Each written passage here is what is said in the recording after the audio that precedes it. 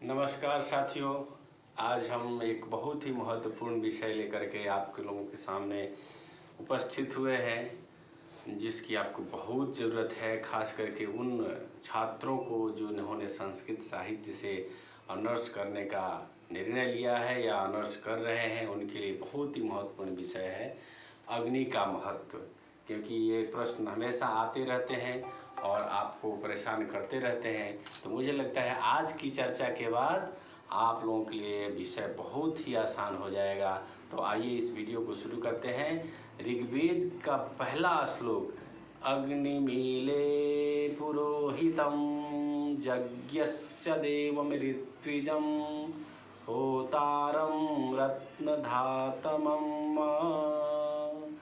यानी ये जो अग्निमीले पुरोहितम है, ऋग्वेद का पहला मंत्र है। और ऋग्वेद में पहला मंत्र अग्नि भगवान को क्यों?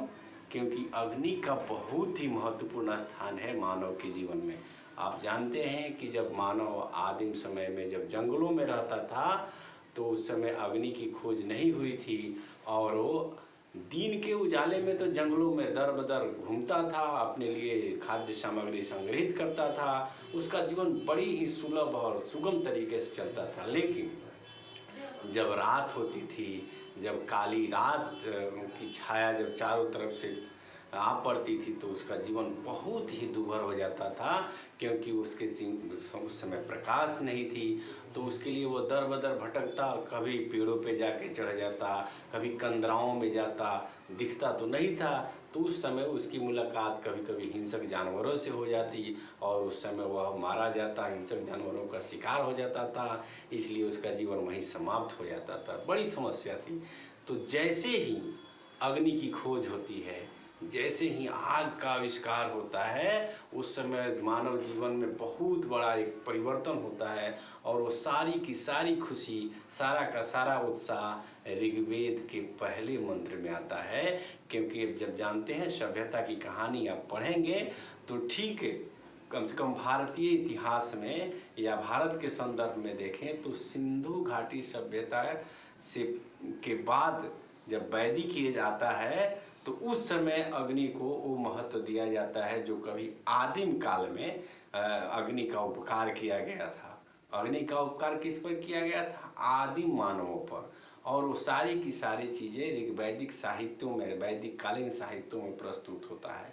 तो क्या उपकार किया था अग्नि ने? जब अग्नि का आविष्कार हुआ, अग्नि की खोज हुई, तो अब उसे अंधेरे में दर बदर भटकना नहीं पड़ता था। उसे अब जंगली जानवरों का शिकार होना नहीं पड़ता था। वो इसके लिए क्या करता? अब प्रकाश हाथ में लेकर रात में भी देख सकता था, रात में भी अपने लिए खाद्य सामग्री इकट्ठा कर सकता था। और साथ ही साथ वो अग्नि का भय दिखा करके जंगली जानवरों को भगा भी सकता था। यानी उसका जीवन बहुत ही सुंदर हो गया। इसलिए कहते हैं आग की खोज ने मानव जीवन को पूर्ण रूप से परिवर्तित कर दिया। और इस परिवर्तन ने सभ्यता का विकास की शुरुआत की थी। इसलिए अग्नि भगवान को वैदिक ऋषियों ने बड़ा महत्व दिया। इतना महत्व किसी भी धर्म के, किसी भी ऋषियों ने, किसी भी विद्वानों ने नहीं दिया जितना वैदिक आर्यों ने दिया, जितना वैदिक ऋषियों ने दिया है। इसीलिए ऋग्वेद जो विश्व का पहला पुस्तक है, उसका पहला श्लोक ही है अग्निमीले पुरोहितम, जिससे मैंने शुरुआत की थी इस वीडियो की। तो ये अग्नि भगवान को समर्पित था। कितना महत्व था। अब वह जब अग्नि के में पके हुए भोजन का स्वाद लिया आदिम मानव, तो उसका मन और भी प्रसन्न हो गया और अग्नि के सहारे उसका जीवन धीरे धीरे और भी उत्कृष्ट होता चला गया, सुंदर होता चला गया, सुलभ होता चला गया। और इस खुशी को वैदिक साहित्यिक ऋषियों ने, वैदिक आर्यों ने इस खुशी को प्रकट किया अपने साहित्यों में और का बड़ा ही महत्व दिया। एक जगह आता है ऋग्वेद में कि अग्नि जिनको पुरोहित भी कहा गया। पुरोहित का अर्थ है पुराहित पुरोहित, यानी कि जो गाँवों का, कस्बों का, रहने वाले जगहों का जो कल्याण करता है उसे हम पुरोहित कहते हैं। तो अग्नि को पुरोहित भी कहा और कहा गया है कि वो जो पुरोहित थे वो आगे आगे चलते थे जंगलों में और पीछे पीछे वैदिक आर्य चलते थे।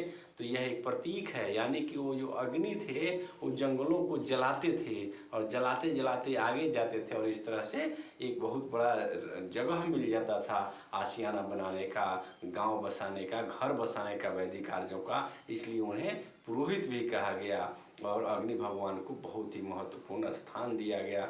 आपको अग्नि सूक्त में बहुत सारे ऐसे मंत्र हैं जिन्हें जब आप पढ़ेंगे तो व्याख्या करेंगे तो पता चलेगा कि उसमें कहा गया कि हे अग्नि भगवान, आप सबों की रक्षा करने वाले हैं, आप सबों की का कल्याण करने वाले हैं। जैसे कहा गया तदग्ने दुम्नाहा, ये मंत्र है जिसमें कहा गया है कि आप सबके रक्षक हैं तो आप सबकी रक्षा कीजिए। इसके अलावा आपको यज्ञ कर्म कांडों में भी यह बताया जाता है कि जब हम हवन करते हैं अग्नि में तो हवन अग्नि जो हवन है वो कौन पहुंचाता है देवताओं तक?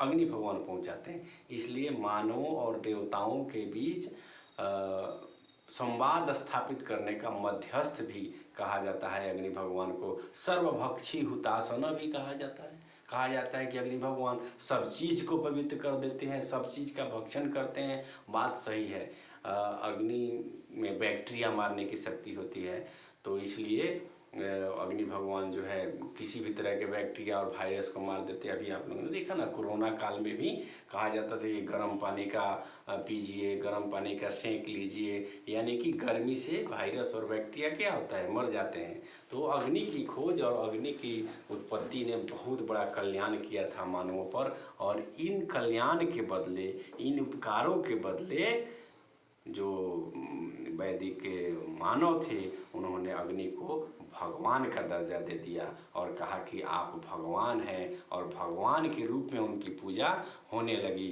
न सिर्फ अग्नि सूक्त में बल्कि श्री सूक्त में भी कहा गया है, ताम आवहजात वेदो लक्ष्मी मनपगामिनीम जश्याम हिरण्यम बिंदियम गामस्व पुरुषानम, कि मैं, हे अग्नि भगवान, आप उस देवी का आवाहन हमारे लिए करें। भगवती लक्ष्मी के बारे में कहा गया है, यानी कि अग्नि भगवान ही चाहेंगे तो देवता आ सकते हैं आपके घर। इस तरह का बड़ा ही बखान किया गया इसे शुरू सूक्त में। और जब हम हवन करते हैं, कहा गया है वेदों में कि यज्ञ ही हवन, हवन ही यज्ञ है। तो हम हवन करते हैं वह यज्ञ है। ये कर्मकांड तो बाद की बात है, लेकिन पहले तो प्रधान हवन ही था, क्योंकि ऋषि जानते थे कि अग्नि के आने के बाद से ही हमारा जीवन सुंदर हुआ है, इसलिए अग्नि को बहुत बड़ा स्थान दिया गया। कहा गया चत्वारि श्रृंगा त्रयो अस्य पादा द्वे शीर्षे।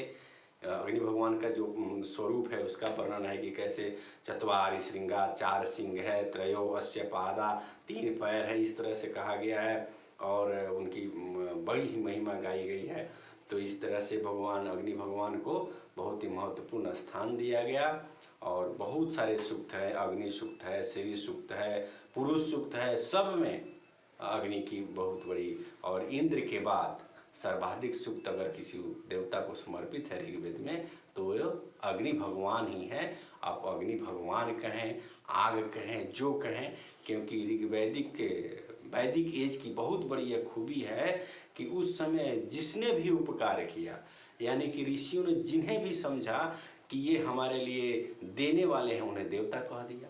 पहाड़ों को, जंगलों को, उसके बाद जल को, नदियों को, समुद्र को, सबका मानवीकरण किया। यानी कि ये जितनी प्राकृतिक चीज़ें थी सबको मानव के रूप में, देवता के रूप में उसको प्रतिष्ठापित किया और उस समय से पूजा शुरू की, क्योंकि उनका मानना था कि ये सब देने वाले हैं। जंगल हमें पोषण देता है, नदी हमें जल देती है, और उसके पहाड़ हमें सुरक्षा देते हैं आर्यों से, यानी कि दुश्मनों से। तो जो भी देने वाला था, ये आपको इंद्र भगवान वर्षा करते हैं, तो सबको देवता मान लिया गया। इसी क्रम में अग्नि भगवान को भी, आग को भी अग्नि भगवान कहा गया, और उस भगवान के लिए बहुत सारे सूक्तों की रचना की गई। आप देखेंगे अग्नि सूक्त में, श्री सूक्त में, कि कितना बड़ा महत्व गाया गया है। तो मुझे लगता है कि जब आप इसका अध्ययन करेंगे तो आप बहुत प्रसन्न होंगे और आने वाली जो आपकी परीक्षाएं हैं उसमें आप अग्नि के महत्व पर बहुत सुंदर अपना लेख लिख सकते हैं और इस तरह से आपको बहुत ही फायदा होने वाला है। आप लोगों का बहुत बहुत आभार, धन्यवाद।